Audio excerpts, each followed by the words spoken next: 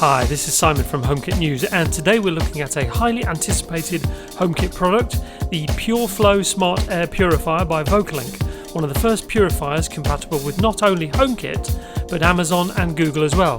Keep watching to find out if it's been worth the wait. This is one of the largest devices I've unboxed so far, and so I have to open it on the floor, but a quick glance shows the product on the front, along with some details on the side referring to some of the special features, which includes touch buttons as well as compatibility with voice assistants as you'd expect. The top of the box features the logos for the three main smart home systems, so regardless of whether you use one or all of these, you're covered. As the box is quite large, it's not especially light, so the gross weight for this product is 25 pounds or 11.4 kilos, with the device itself coming in at 18.3 pounds or 8.3 kilos. That might sound heavy, but the device does have two deep carry handles, so it can be moved around quite easily. Now, there's not a lot in the box, so you only get a manual and the PureFlow itself. The PureFlow is 11.42 inches wide and deep and 22.25 inches high, with the LED display being listed as 5.1 inches. I've been sent the version for North American sockets, so it comes with a Type A polarized plug. Of course, the European version will come with its own suitable plug. The manual that comes with the PureFlow is quite comprehensive and covers pretty much all aspects of the device, including general operations, any special functions, and general maintenance. It comes in both English and French translations, which I assume is for French-speaking Canada, given that it came out there first.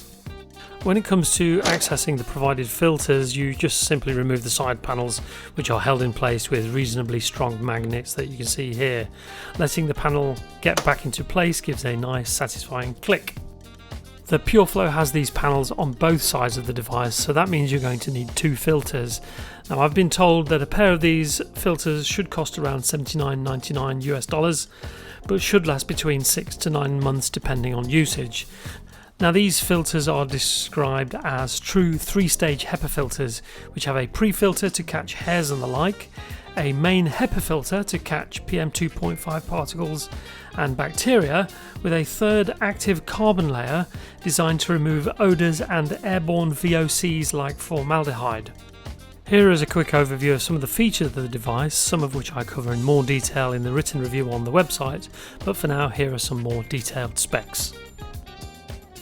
The PureView has a clear air delivery rate of 500 square meters per hour, so that can clean a large area pretty quickly. As already mentioned, the filters use an active carbon layer that can remove a lot more than standard HEPA filters. The night mode turns off all sounds and LEDs, so there's no glaring beams of light to worry about. It has a PM2.5 sensor along with humidity and temperature sensors all built in. Of course, it works with Amazon, Google and HomeKit, and it also comes with a large colour LED strip to show air quality at a glance, which changes colour depending on the amount of pollution. Most HomeKit devices can be installed directly via the Home app, but I'm going to use the VOCOlinc app now. Most of the procedure is the same apart from the beginning, which recommends resetting the device before installing.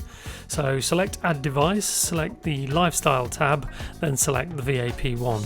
You should hold down the Wi-Fi button until the LED starts to flash, with the Wi-Fi icon on the LED display also flashing. You then simply scan the QR code, which can be found on the front of the PureFlow as well as in the manual. After that, the procedure is identical to any other HomeKit device, where you choose the room it's going to be located in, as well as the option to add it as a favourite. You can also rename any of the 4 services that come with this device if you so wish. Onto controls and functions within the VOCOlinc app first of all. Now, many of the controls on the device itself are replicated in the app and change in tandem, starting with the on-off button. You can also see that the sensor data for the VAP1 matches what's on the display with the app user interface, including temperature, humidity and the PM2.5 levels shown in the middle of the green circle.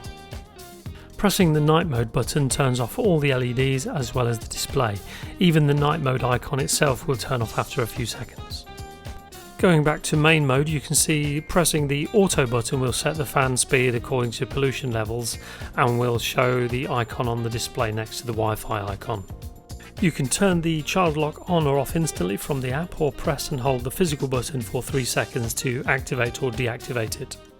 If you want to control the fan speed for yourself, you can use the slider in the app or press the button on the device, with each press increasing the speed to a maximum of 5 before returning back to 1 again.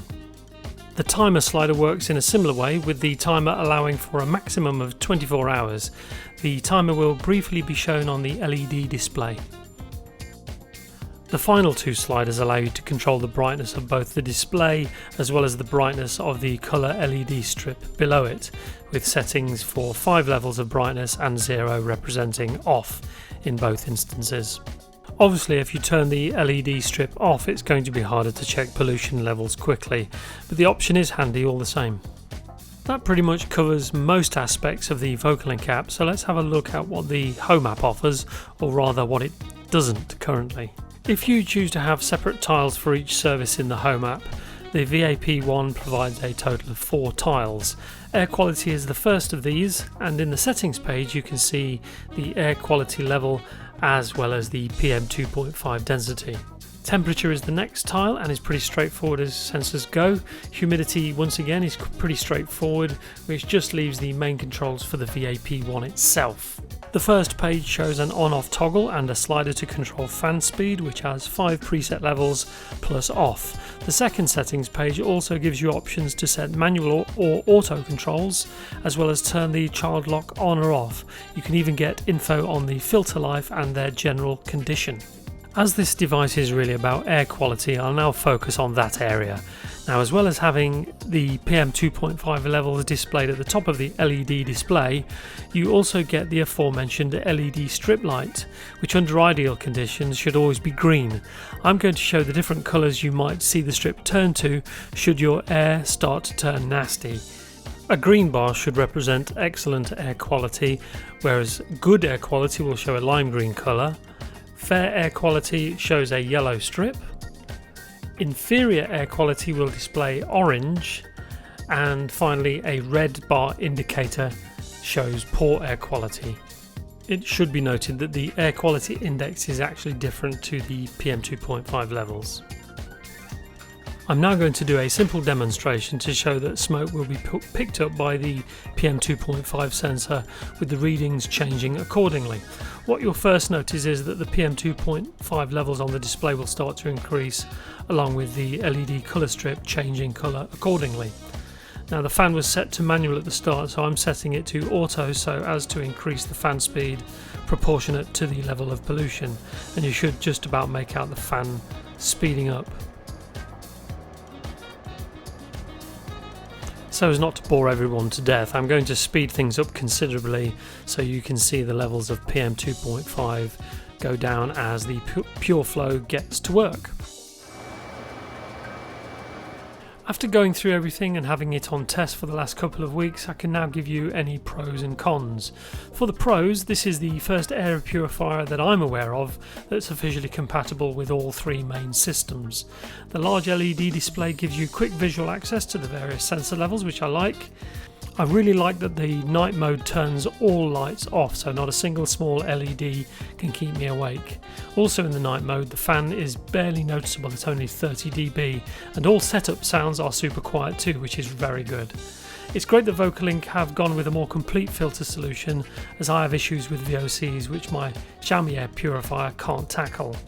Now, even though it's a decent size, it's not too heavy, and the handles make it easy enough to move around. The child lock, the colour bar and the touch sensitive buttons make this an easy to use device for everybody. In terms of cons, there really are only a couple, and one of which can be dealt with hopefully soon.